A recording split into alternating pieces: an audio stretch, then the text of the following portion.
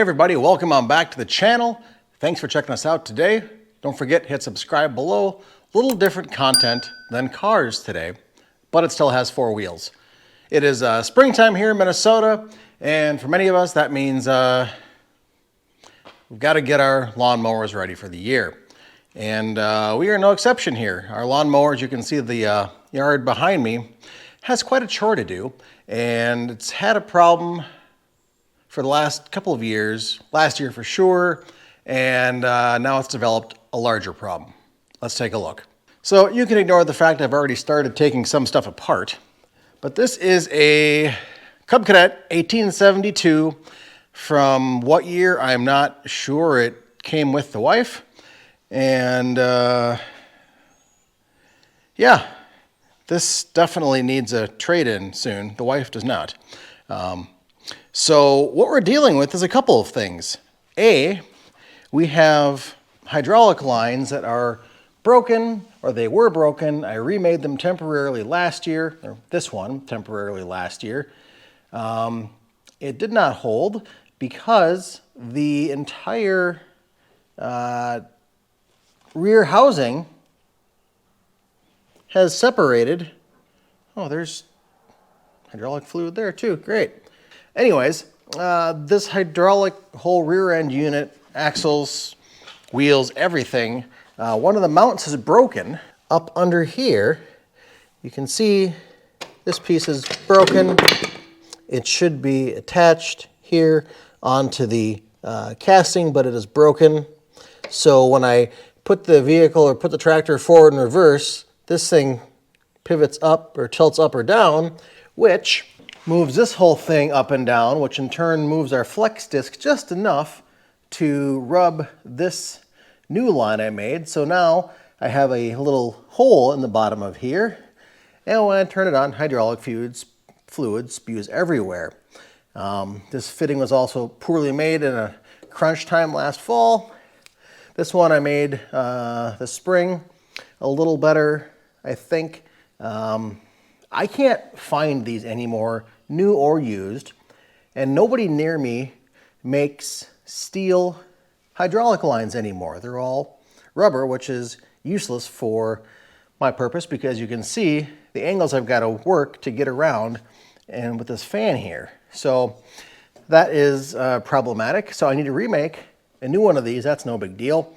Just have to use a tubing bender and try not to kink the lines so badly that it cuts off flow. The other thing is, or the third thing here actually, is that the, tough to see here, but down in here, let's go around the other side. Down in here is our hydraulic pump for the steering, right there.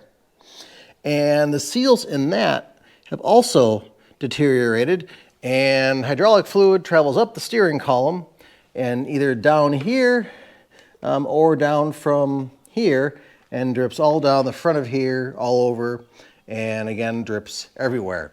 So we also have seals to replace for that. That probably is not going to be in this video just because it is sort of a time-consuming process, I understand. I have to rip apart a lot of stuff. I probably have to take the mower deck off, which I'm really not looking forward to do because that's a giant pain in the butt. And the other alternative is just go out and replace it, which costs money. And considering we're still trying to put concrete down there, we're trying to save money. Now, the good news is that looking around on some of the Cub Cadet forums, I found a company actually local to me even here, Extreme Motorsports, just up in northern Minnesota. And they make a bunch of parts, some for Cubs, and we have some brackets. We have these brackets here. Let's take a look at it here. I've gone ahead and primed and painted them, but in short,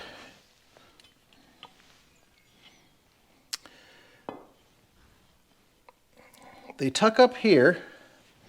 You can see we've got 4 bolt holes here that they bolt into, which correspond to the bolt holes here in the bottom of the axle housing. So they bolt up on here, and then this white plate gets removed and replaced with a new plate, and then it bolts in right down here. So we've got a good contact point on the frame and 4 contact points around the axle housing.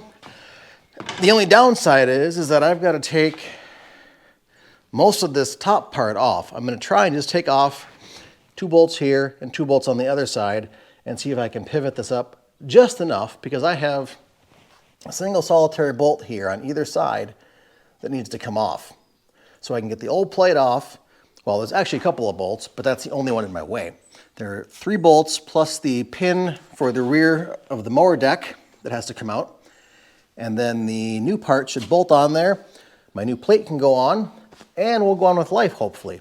I also got some different brakes. These seem to be pretty well deteriorated. See if I can get those on there. Again, those are sort of no longer able to be sourced new, so you're relying on used parts, or some people are going and sort of doing their own reshoeing.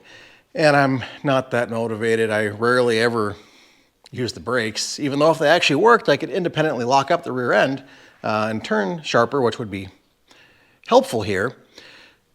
But I'm really the only one that mows lawn, and I don't care to be that frank about it.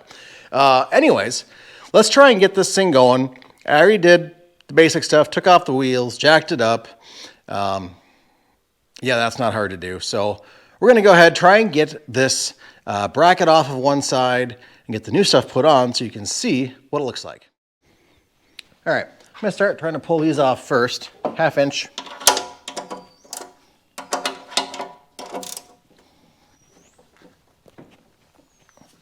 Oh, nice.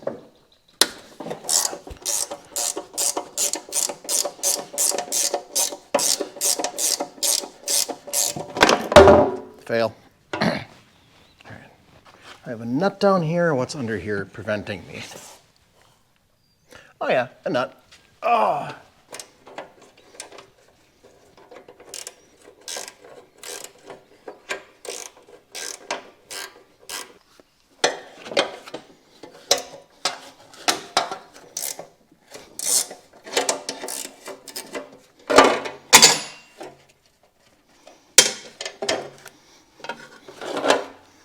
Alrighty, I've got up these 3 bolts, allows me to pull this up just enough where I can get, hopefully, my 9/16 behind it. Get my wrench. Oh, stop acting like a 10 mil socket.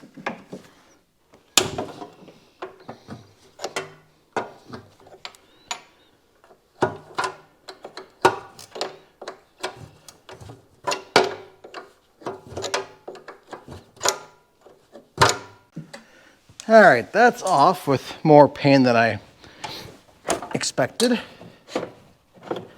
Mower deck pin can get pushed out of the way for now. It looks like more stuff in my way.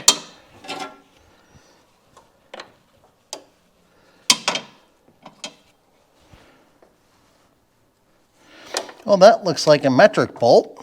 That's not right. All right, there's a cotter pin back here for the brakes.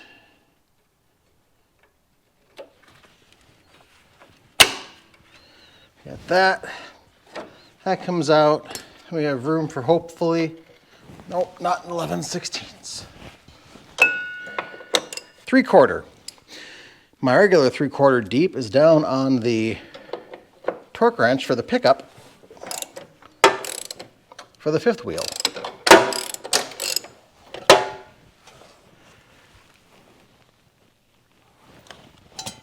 Oh, that seems...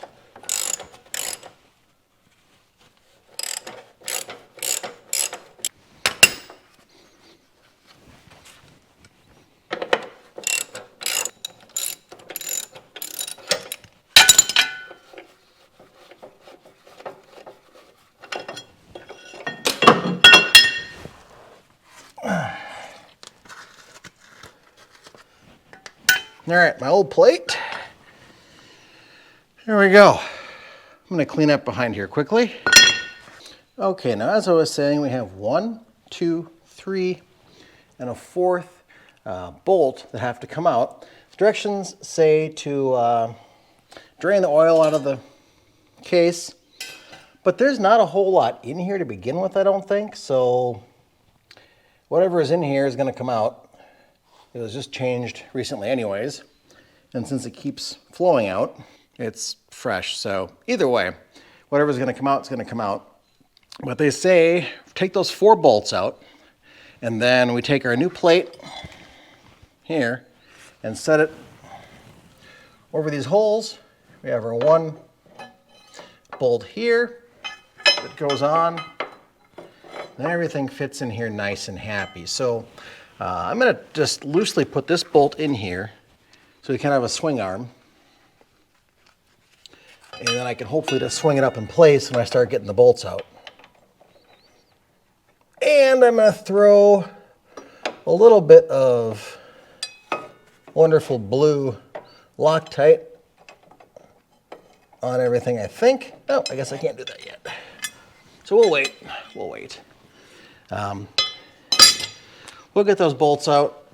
We're going to slide the new ones in with a little bit of Loctite on them and a little bit of Permatex sealant to help any future leaks because, well, I'm sure we'll have some. And there's a really bright light behind you. I can't see now. Oof.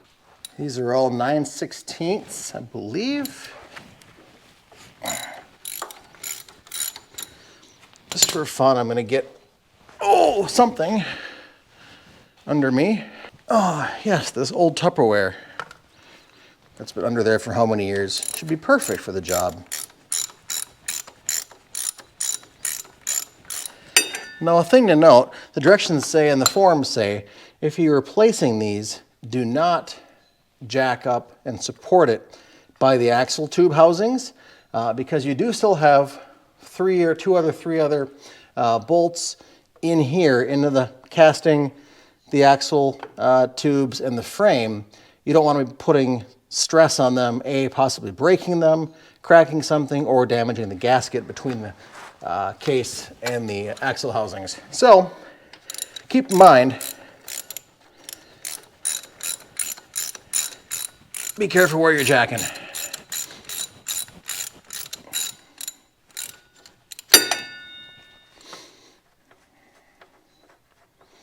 And for those keeping track, nope, I don't have a jack stand. One of those things, where do you put it? That's loud and annoying.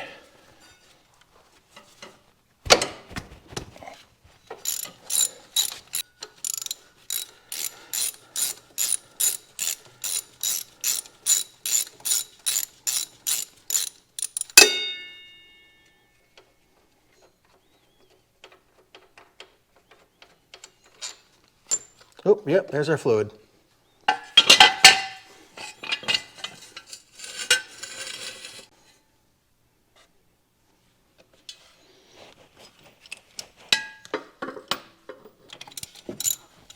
There we go.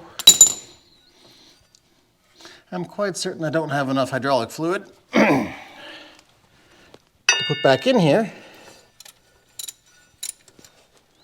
So we'll just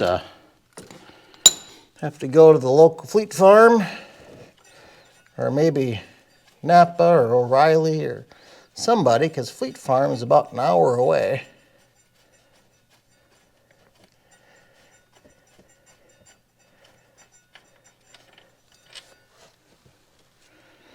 We're going to let that drain and start putting in our new brace afterwards. All right, well, I got a mess on my floor. That'll be fine. That'll be just fine. And second or third nice day we've had here in a row, the skeeters are out. I'm gonna be one of those years. 30 degrees last week, 60 and sunny now, with skeeters. Great. Anyways, back to our task at hand. We have our bracket. Most of our goo is drained out of our gearbox, transmission, pump, whatever you want to call it, it's drained. And I'm going to throw some thread lock on the end of here because I've had an issue with a few of these bolts disappearing over time. And if I can get this off, I'm going to throw some black goo around here. It's the only goo I've got. The directions call for number 3 Permatex, but I've got the black goo. So that's what I'm using. Slide it in.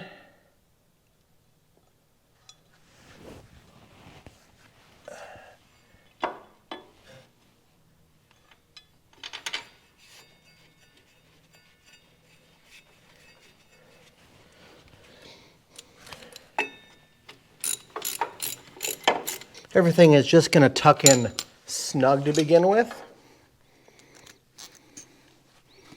I'm not going to tighten anything down until all of the hardware is in. And at that point, the directions say to torque everything down to 30 pounds.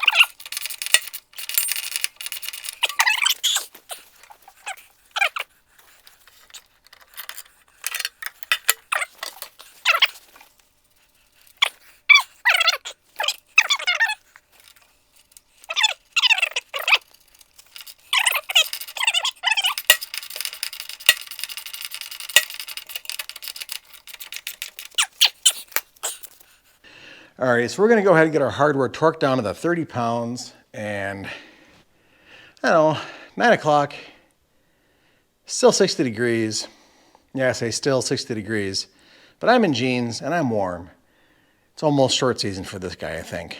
But anyways, we're gonna go ahead and get this side torqued down, work on the other side, and actually when I get to town to grab some more fluid, I'll put it in, we'll come back, and hopefully be able to confirm that these brackets do indeed fix my problem of that rear end tilting back and forth. So hopefully we'll come back.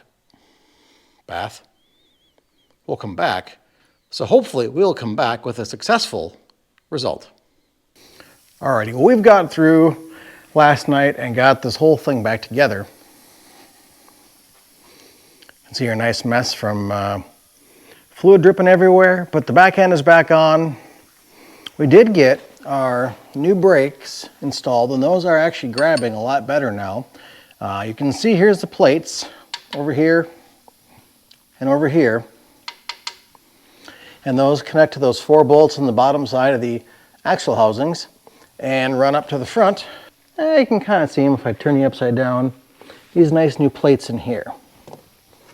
So we'll give that a shot soon, but first we've got to put our new, still pretty crappily made hydraulic line back on here and see if that leaks any less. The other one clearly had a notch in it from rubbing on this bolt here, so took a little extra time, and still I don't have the right tools. The radius is far too tight to bend with the tubing bender I have, but that's all I have. So I'm gonna try and snake him in here, tighten it up, and put in some fluid. I would say of this whole task, probably getting these lines made is the most technical part of the process. The other stuff with those plates, that's just taking parts off and putting them back on. At least on my unit here, they're a pair of 11/16. Your results may vary.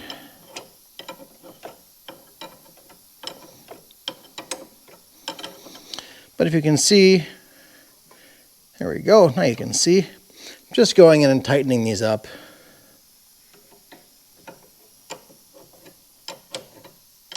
Oh, there's a mosquito biting me on my backside.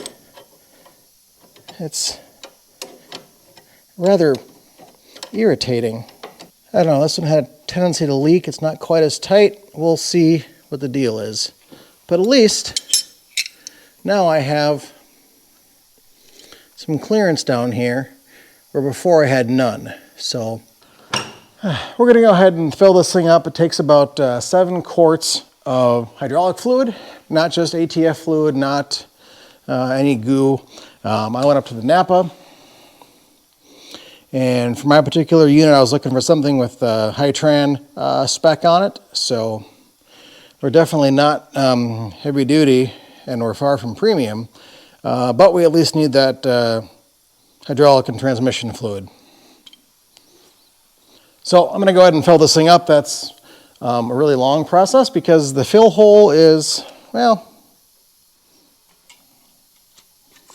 about that big. So we've got almost 2 gallons to fit in there. Don't worry, I'm not going to time lapse that. Well, there must have still been a little bit of fluid left in here because 6.5 quarts. I am full. Overly full, you could say. So, we'll have to clean that up. Let's grab us a towel. From one mess to another. It'd be nice if it had an air bubble in there. Well, maybe I can work the last little bit down. That's a little bit of an air bubble in there. We're just gonna close you up and pretend that never happened. All right, we got most of that cleaned up. I'll go through once we're all done with all the fluids and clean everything off again. Let's try this again. We went from 50% to powering off. Way to go, GoPro. Now, as I was saying, I'll go ahead and clean everything off once we're done messing with all the fluids. We've still got the oil to change.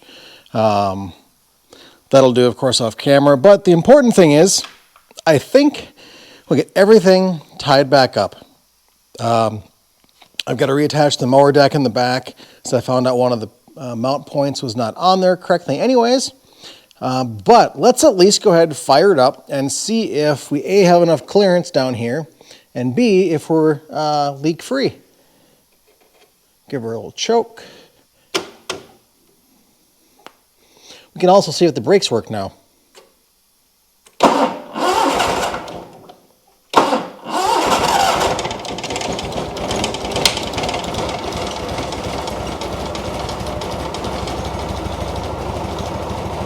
Look at that. This actually idles kind of nice when it's cleaned up. Anyways, I don't see any leaking down here yet. Let's see. There we go. I don't see any leaks up here. I don't hear anything hitting. Let's see if we can look around the other side here if we see clearance. I don't know if you can see it, I can. It's not much, but maybe an 1/8 of an inch clearance.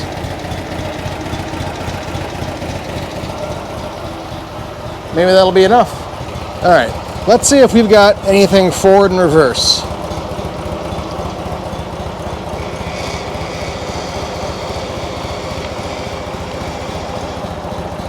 We do.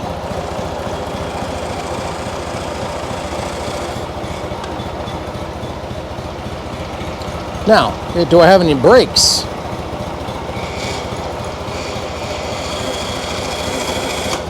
Well, I have more brakes than I used to have.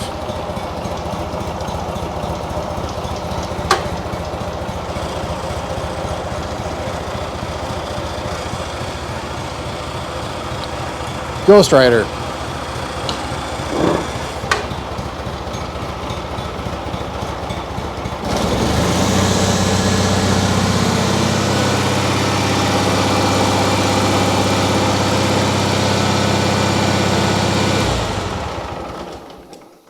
I think I'm going to call that a win. I don't want to go too far without having that cover over the lines and drive shaft there, so I'll have to put that back on. But important thing is I didn't see any leaks coming back. Remember I had one back here. I had some JB Weld on it from the bad plumbing job from before. No leaks up here, no leaks anywhere really right now, so that's pretty promising. Hopefully nothing ends up leaking back here. I guess we'll see. I know I'll have some runoff from the fill plug for a while. But like I say, I'll get everything cleaned up once we're done with the rest of our repairs. So I'm going to end up making a second video here for the repair of that steering pump. I've got the who's that? Steiner. It is. I've got the Steiner kit here for that, and came off of Messick's. So I understand this isn't horrible, but it does take some time to do.